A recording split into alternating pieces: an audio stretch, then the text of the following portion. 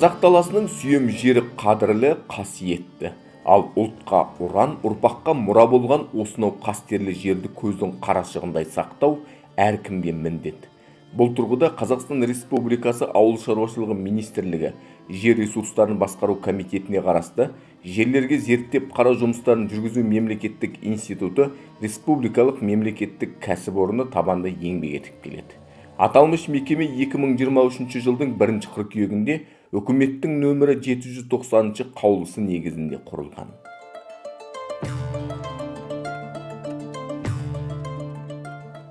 Бұл аталмыш мекемеге қарасты кәсіби мамандардың күнделікті тыңдері еселі. Алатаңнан шығып, қастерлі топырақтың құрамына көз жүгіртеді. Заманауи құрылғылар арқылы топырақ сынамасын алу мақсатында еңбек етуде.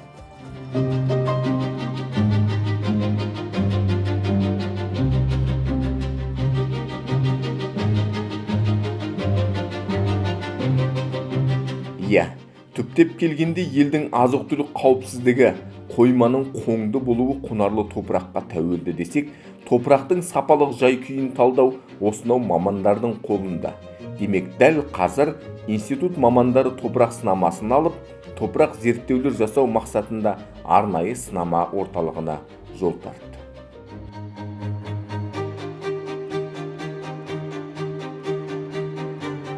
Сынама орталығындағы қауырт жұмыс қыза бастады. Мұнда алдымен әкелінген топырақ сынамасы журналда тіркеліп, үгітіледі.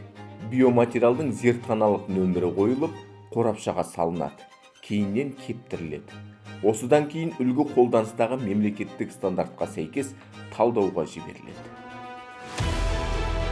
Зертханада топырақтың сапасын, физикалық, химиялық қасиеттерін анықтап, жер мониторингін жүргізеді.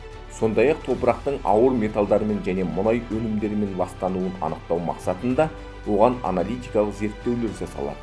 Зертхана заманауи құрылғылармен толық қамтылған. Ал аналитикалық жұмыс аяқталғасын зертхана меңгерушісі барлық нәтижелерді түпкілікті салыстырып, оны арнайы пішіндерге енгізеді.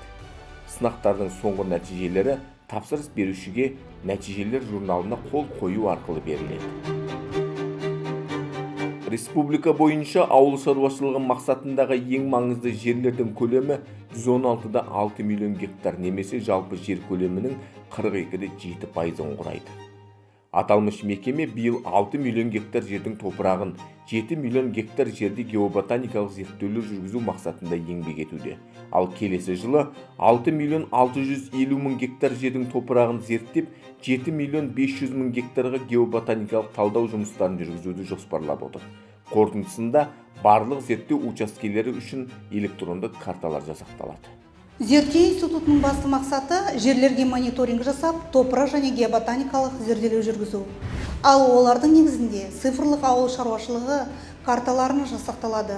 Бүгінде жерлерге зерттеп қарау жұмыстарын жүргізу институтының республика бойынша 15 филиалы мен 14 зертханасында күнделікті осындай қызу еңбек етуде. Кәсіпорында 800-ден астам маман қызмет етеді. 160-тан астам арнайы автокөліктермен қамтылған. Бәрі де құнарлы топырақ, мол өнім кепілі деген ұранмен маңдай терін төгіп еңбек етуде.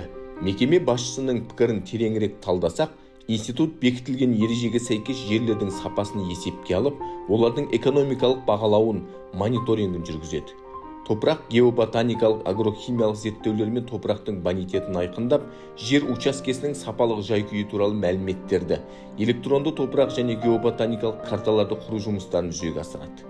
Жоғарыда аталған жұмыстар барлық санаттағы жерлерді тіпті алқаптардың меншік иесіне қарамай, тікелей жеке және заңды тұлғалармен келісім жасау арқылы жүргізіледі. Жоғарыда аталған жұмыстарға тапсырыс беру үшін экранда көрсетілген филиалдарға хабарласуға немесе жүгінуге болады. Мұнда жүргізілген зерттеу материалдары ауыл шаруашылығы өндірісінің тиімділігін, тұрақтылығын және өнімділігін арттыруға таптырмас құрал, ал зерттеу қорытындысы тиісті органдарға ұсыным ретінде жіберіледі. Демек, азық-түлік қауіпсіздігі мен табиғи өнім көлемінің артуы экономика үшін де, отандастар үшін де маңызды десек, мұндай жетістіктің тамыры топыраққа байланған. Ал топырақтың құнарлығын зерделеу осынау институт мамандарына тікелей тәуелді.